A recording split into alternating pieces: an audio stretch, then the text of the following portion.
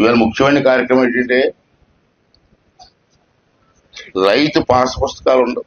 తెలిసి మీ అందరికీ పాతవి ఉన్నాయి. ఆ పాస్ పుస్తకాలని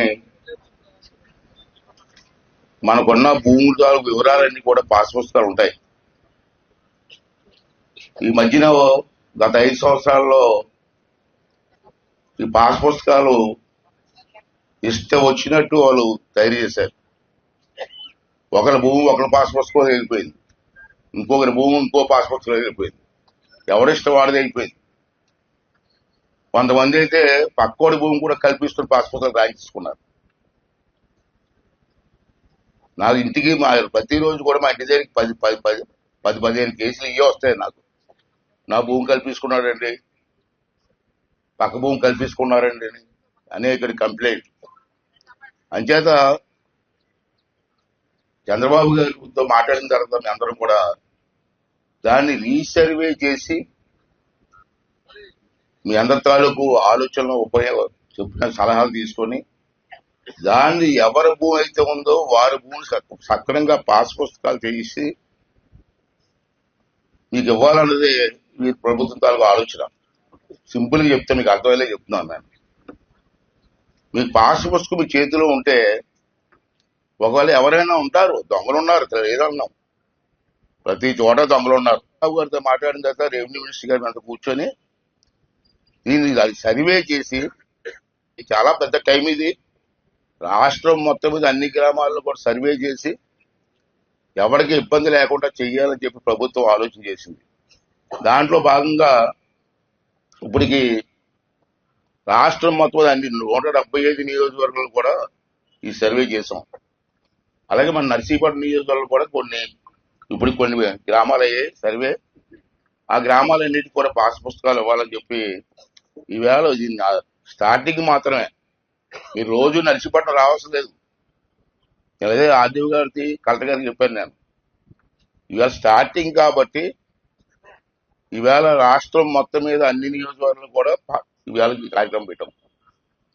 ఇది ఒక్కరోజే. ఇక్కడ రేపటి నుంచి మీరు ఇక్కడ నర్సీపట్నం రావాల్సిన లే. మీ మండలంలో మీ గ్రామం కూడా వెళ్తారు కదండి,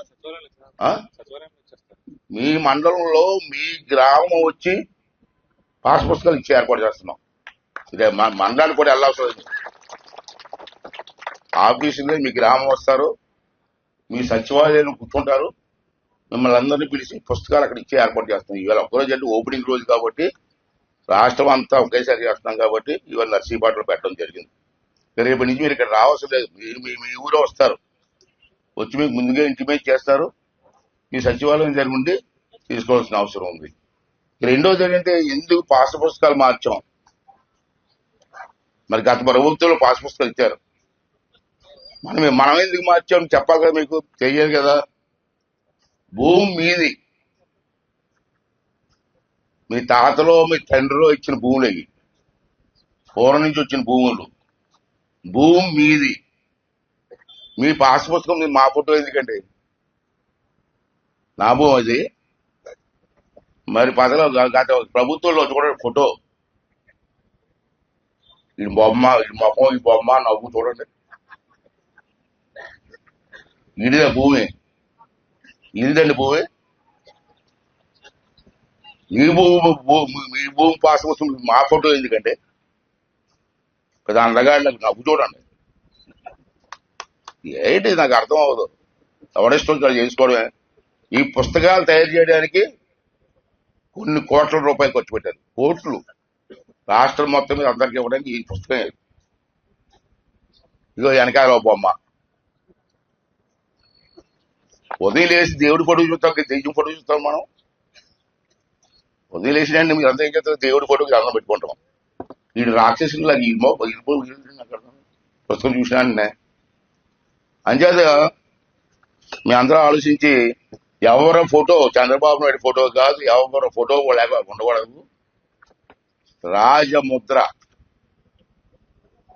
అంటే గవర్నమెంట్ మోర్, అది ఇవ్వాలని చెప్పి ఎవరి ఫోటో కూడా ఇవ్వద్దు.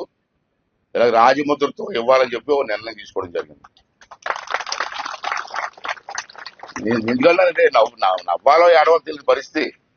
మీ భూమి ఏంటి, మీ ఆస్తి ఏంటి, నా ఫోటో ఏంటి? ఇంకా కొత్త పుస్తకాలు తయారు చేస్తాం. ఇవన్నీ కూడా వివరాలన్నీ కూడా దీంట్లో పెట్టడం జరిగింది. ఇది ట్యాంపరింగ్ చేయడానికి కుదరదు. ఇంతకుముందు ఏంటంటే మీకు తెలియకుండా మీ పాస్ పుస్తకాలు మార్చేశారు చాలా మందికి. మీ భూమి తాలూకు కొలతలు కూడా మార్చేశారు. ఇప్పుడు మార్చడానికి అవ్వదు. ఈ ఫోటో ఇక్కడ ఈ సింబల్ ఉంది, ఈ కోడ్ అంటారు, కోడ్. ఈ కోడ్ ఇక్కడ ఇక్కడ మీ ఫోటో కింద ఉంటుంది. దాని మీద మీ సెల్ ఫోన్లు, అందరికీ సెల్ ఫోన్లు ఉన్నాయి కదా.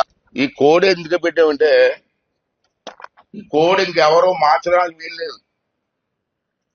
నీ పుస్తకం కోడికి ఇంకో పుస్తకాలు వెళ్ళడానికి వీల్లేదు.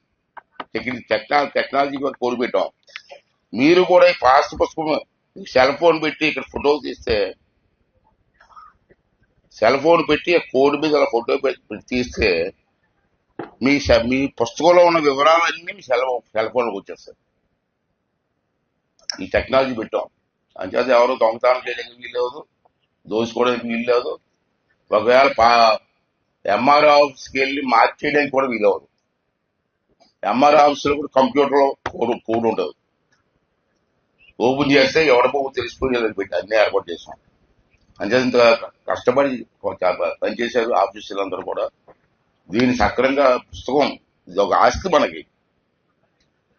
మన ఆస్తిని ఎలా కాపాడుకుంటాం, మన భూమిని ఎలా కాపాడుకుంటాం, మన ఇంట్లో బంగారాన్ని ఎలా కాపాడుకుంటాం, ఈ పుస్తకాన్ని కూడా అలా కాపాడుకోవాల్సిన అవసరం ఉందని చెప్పి ఈ సందర్భంలో మనం చేస్తూ, మరి ఈ కొత్త పుస్తకాలు ఇవాళ కొన్ని పంపిణీ చేస్తాం. ఇవాళ తర్వాత రేపటి నుంచి మీ గ్రామం వచ్చి మీ సచివాలయంలోనే, మీ గ్రామంలోనే పుస్తకాలు ఇచ్చే ఏర్పాటు కూడా చేయడం జరిగింది.